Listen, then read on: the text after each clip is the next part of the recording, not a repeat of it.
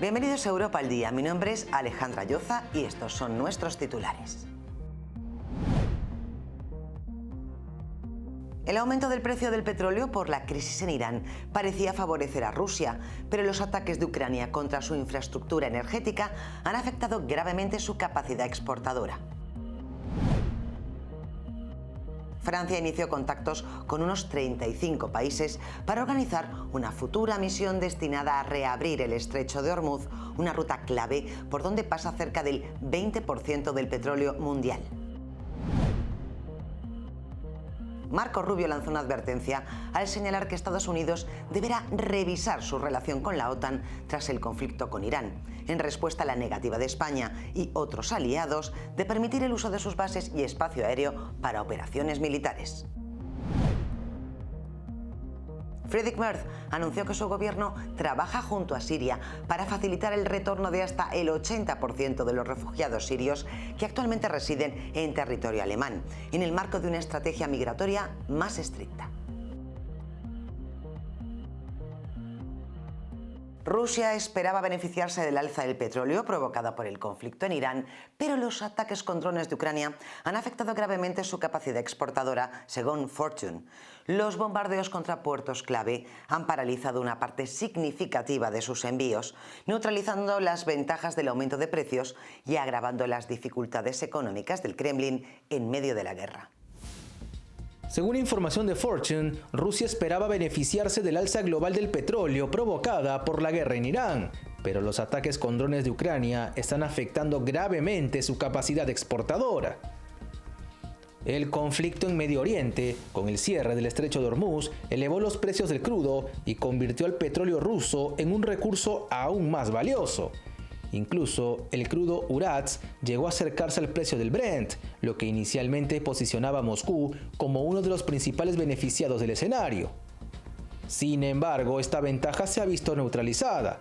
Ataques ucranianos contra puertos clave como Novorossiysk, Primorsk y Ust-Luga han paralizado cerca del 40% de la capacidad de exportación de petróleo ruso, según cálculos citados en el reporte.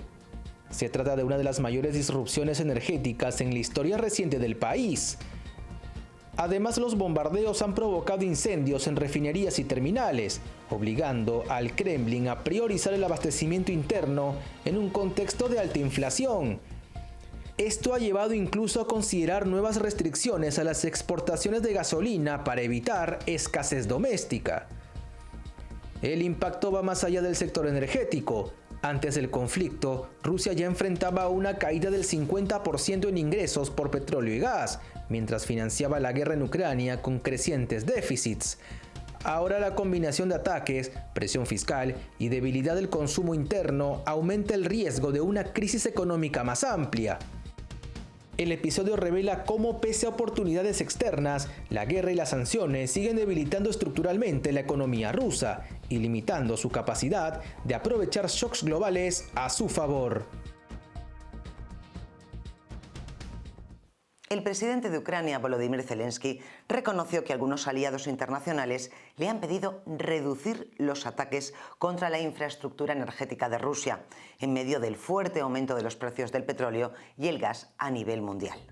Según declaraciones recogidas por BBC, Zelensky explicó que Ucrania solo detendría estas ofensivas si Moscú deja de atacar su propio sistema energético. Si Rusia está dispuesta a no golpear nuestra energía, nosotros responderemos igual, afirmó. En los últimos meses, Ucrania intensificó sus ataques de largo alcance contra instalaciones clave del sector energético ruso, incluyendo terminales petroleras estratégicas como la de Ust-Luga. Estos golpes buscan debilitar la capacidad económica del Kremlin en respuesta a los constantes bombardeos rusos contra infraestructuras civiles ucranianas. Sin embargo, el contexto internacional ha cambiado. La guerra en Irán y el bloqueo del estrecho de Hormuz han disparado los precios de la energía, lo que ha generado preocupación en países altamente dependientes del crudo ruso, como China e India, y de un sector de Europa que sigue dependiendo del gas ruso. Mientras tanto, Ucrania enfrenta sus propios problemas energéticos. Los ataques rusos han dejado a más de 1 millón de personas sin electricidad en momentos críticos del invierno, obligando al país a depender de importaciones de combustible. El presidente de Ucrania, Volodymyr Zelensky, afirmó que Rusia busca prolongar el conflicto en Irán para desviar la atención de Estados Unidos y reducir su apoyo militar a Kiev. En una entrevista, el mandatario sostuvo que una guerra prolongada en Oriente Próximo beneficiaría a Moscú tanto en el plano económico como estratégico. El presidente de Ucrania, Volodymyr Zelensky, afirmó que Rusia busca que el conflicto en Irán se prolongue, al considerar que esta situación beneficia a Moscú al desviar la atención de Estados Unidos y reducir su apoyo militar a Kiev. En una entrevista con Axios, Zelensky sostuvo que una guerra prolongada en Oriente Próximo favorece a Rusia tanto en el plano militar como económico, ya que permitiría aliviar parcialmente las sanciones y aumentar sus ingresos por exportaciones energéticas. Además, acusó a Moscú y Teherán de intercambiar información militar. El mandatario ucraniano señaló que la economía rusa depende en gran medida del sector energético y que, pese al impacto de las sanciones, el actual contexto internacional podría darle cierto margen de recuperación. En ese sentido, subrayó la necesidad de identificar las debilidades del adversario y definir prioridades estratégicas. En paralelo, la alta representante de política exterior de la Unión Europea, Kaja Kallas, destacó desde Kiev la resiliencia del pueblo ucraniano y reafirmó el compromiso europeo de mantener el apoyo militar, financiero y humanitario.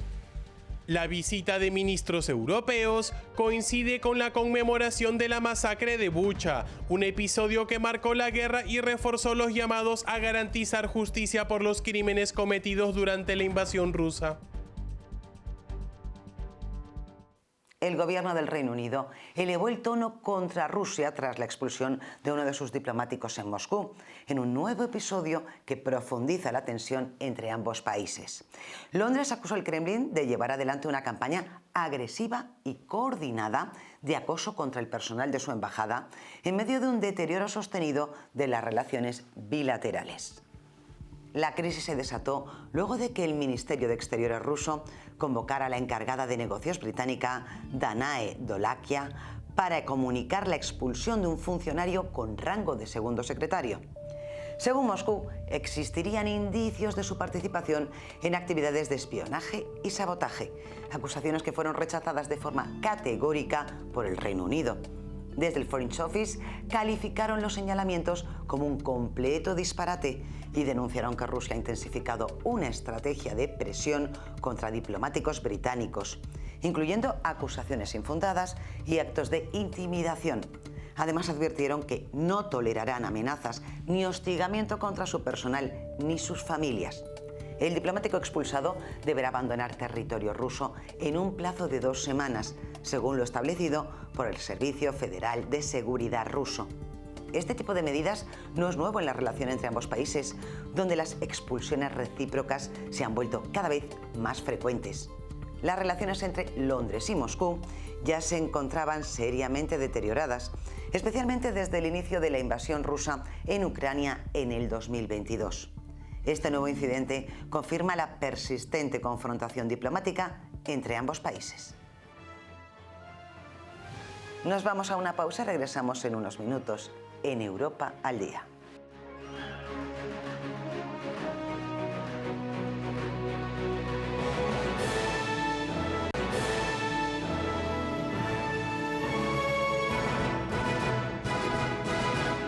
Regresamos en Europa al Día para contarles que el presidente de Ucrania, Volodymyr Zelensky, planteó una propuesta inesperada: aplicar la experiencia militar de su país en el Mar Negro para ayudar a reabrir el estratégico estrecho de Hormuz, bloqueado por Irán en medio de la escalada con Estados Unidos e Israel. Durante declaraciones recogidas por Político, Zelensky explicó que Ucrania ha desarrollado una capacidad única para garantizar rutas marítimas seguras, incluso en condiciones de guerra. Recordó que entre el 2023 y 2024, Kiev logró romper el bloqueo ruso en el Mar Negro, permitiendo reactivar sus exportaciones pese a ataques constantes. El estrecho de Hormuz es una vía clave por donde transita cerca de 1/5 parte del petróleo y gas del mundo. Su bloqueo viene agravando la actual crisis energética global, lo que ha llevado al presidente estadounidense Donald Trump a exigir su reapertura y pedir apoyo internacional. Más de 20 países han mostrado disposición a colaborar, aunque muchos evitan una confrontación directa con Irán. En ese contexto, Ucrania ofrece una alternativa.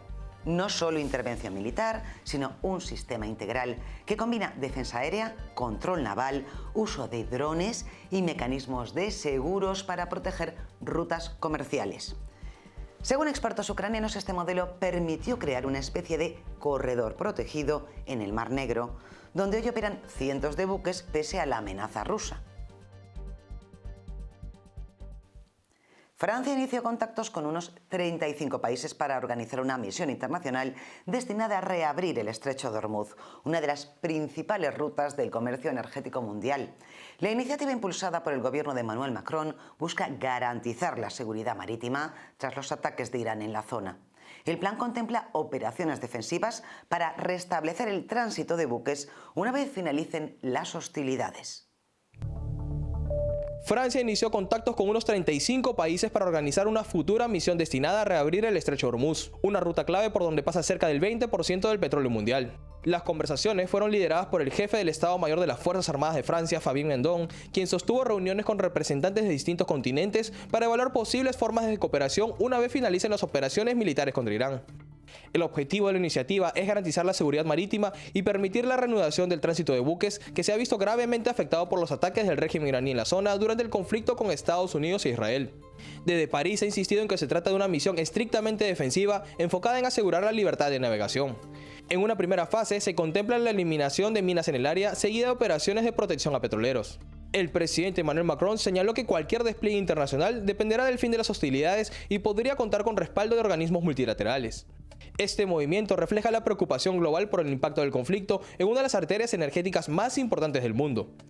La estabilización del estrecho será clave no solo para el comercio internacional, sino también para evitar nuevas disrupciones en los mercados energéticos. El gobierno de Italia decidió impedir que Estados Unidos utilice la base aérea de Sigonella, en Sicilia, para operaciones vinculadas a la ofensiva militar contra Irán, profundizando así las tensiones dentro de la Alianza Occidental. La decisión fue adoptada por el ministro de Defensa, Guido Crosetto, tras detectar que varios vuelos estadounidenses no correspondían a operaciones logísticas habituales, sino a misiones directamente relacionadas con el conflicto en Oriente Próximo. Según informaciones publicadas por Corriere della Sera, los planes de vuelo contemplaban el uso de Sigonella como punto de escala antes de dirigirse hacia bases cercanas a Irán. Sin embargo, el Ejecutivo italiano determinó que estas operaciones no estaban cubiertas por los acuerdos bilaterales vigentes. El gobierno liderado por Giorgia Meloni ya había adelantado semanas atrás que no permitiría el uso de sus bases para acciones militares en este conflicto sin autorización parlamentaria. Además, calificó los ataques contra Irán como contrarios al derecho internacional. Este movimiento evidencia una creciente división dentro de los aliados occidentales sobre cómo abordar la crisis con Irán. Esto, aunque los peligros del régimen iraní y de un arma nuclear ponen en peligro inmediato a los países de Europa. La negativa italiana no solo tiene implicaciones operativas, sino también políticas, al reflejar una falta de consenso en momentos de alta tensión internacional y cuestionar la coordinación dentro de la OTAN frente a amenazas comunes. El secretario de Estado de Estados Unidos, Marco Rubio, advirtió que su país revisará su relación con la OTAN tras la negativa de algunos aliados a apoyar operaciones contra Irán. La decisión de España de restringir el uso de su espacio aéreo y bases militares evidenció tensiones dentro del bloque en un contexto de creciente incertidumbre sobre la cohesión de la alianza. El secretario de Estado de Estados Unidos, Marco Rubio, lanzó una dura advertencia al señalar que su país deberá revisar su relación con la OTAN tras el conflicto con Irán, en respuesta a la negativa de España y otros aliados de permitir el uso de sus bases y espacio aéreo para operaciones militares. Rubio cuestionó abiertamente el compromiso de algunos miembros de la Alianza Atlántica, recordando que uno de los principales beneficios para Washington es contar con infraestructura estratégica en Europa para desplegar tropas, aviones y armamento en momentos de crisis. En ese sentido, advirtió que si Estados Unidos asume la defensa del continente, pero no recibe apoyo logístico cuando lo necesita, el acuerdo pierde sentido. La reacción se produce luego de que el gobierno de Pedro Sánchez prohibiera el uso del espacio aéreo español para aeronaves estadounidenses involucradas en la operación contra Irán, sumándose al veto sobre las bases militares de Rota y Morón, consideradas enclaves clave para la proyección militar en la región. Desde Madrid, la ministra de Defensa, Margarita Robles, defendió la postura del Ejecutivo, asegurando que España no respaldará una guerra que considera ilegal e injusta. Esta decisión refleja un claro distanciamiento político frente a la estrategia de Washington. La situación pone en evidencia tensiones internas dentro de la OTAN en un momento de alta volatilidad geopolítica, donde la unidad del bloque vuelve a ser cuestionada. La decisión del gobierno de Sánchez muestra un alejamiento cada vez mayor de sus aliados occidentales, aislando a España de un socio clave en materia comercial y de defensa como Estados Unidos.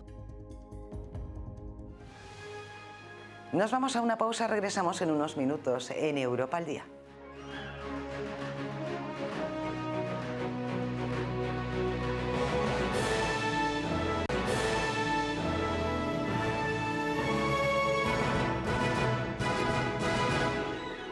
La Comisión Europea lanzó una advertencia clara al gobierno de España.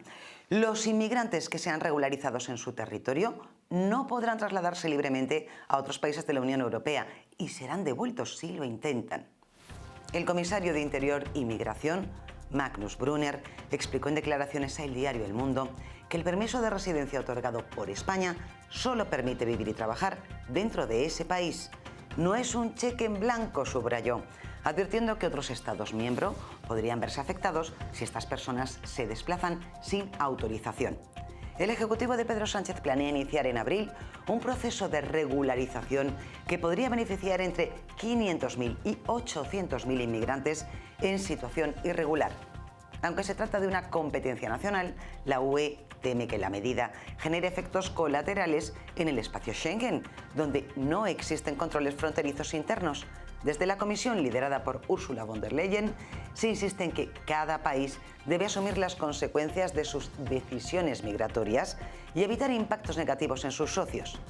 El debate se da en un contexto de endurecimiento de la política migratoria europea, mientras varios países respaldan medidas como centros de deportación en terceros países, impulsados por la primera ministra italiana Giorgia Meloni. El gobierno español mantiene una postura contraria. La decisión de España abre una nueva tensión dentro de la UE al chocar con una tendencia creciente hacia el control más estricto de la migración en Europa. El canciller de Alemania, Friedrich Merz, anunció que su gobierno trabaja con Siria para facilitar el retorno de miles de refugiados sirios en el marco de una política migratoria más estricta. El plan contempla el regreso progresivo de hasta el 80% de esta población en un plazo de 3 años, en coordinación con las autoridades sirias, en un contexto de cambios en la política europea sobre migración. El canciller de Alemania, Friedrich Merz, anunció que su gobierno trabaja junto a Siria para facilitar el retorno de hasta el 80% de los refugiados sirios que actualmente residen en territorio alemán, en el marco de una estrategia migratoria más estricta. El anuncio se produjo tras la reunión en Berlín con el presidente sirio, Ahmed al-Shara, quien realizó su primera visita oficial al país europeo desde la caída del régimen de Bashar al-Assad en el 2024. Ambos líderes coincidieron en la necesidad de impulsar mecanismos que permitan el retorno progresivo de los ciudadanos sirios en un plazo estimado de 3 años. Alemania alberga actualmente a más de 1 millón de refugiados sirios, la mayor diáspora dentro de la Unión Europea, muchos de los cuales llegaron durante la crisis migratoria del 2015 y 2016. En ese contexto, Merz señaló que el objetivo es promover condiciones que faciliten su regreso, en coordinación con el gobierno sirio. Por su parte, Al-Shara planteó la implementación de un modelo de migración circular que permita a los sirios contribuir a la reconstrucción de su país sin perder los vínculos establecidos en Alemania, especialmente en el caso de quienes deseen permanecer parcialmente. El acercamiento entre ambos gobiernos se produce en un contexto de normalización internacional de Siria, tras el levantamiento de varias sanciones y el restablecimiento de relaciones con países occidentales para impulsar la reconstrucción tras más de una década de conflicto. Antes de despedirnos y para obtener más información, escaneen el código QR que aparece en este momento en sus pantallas. No se olviden que estamos en grupotvl.com, síganos también en Twitch como TVLESP, escúchenos a través de Spotify como TVL en español y sigan nuestra señal en vivo en nuestro canal de YouTube, donde podrán encontrarnos como TVL en español. La semana que viene los esperamos con más información en Europa al Día.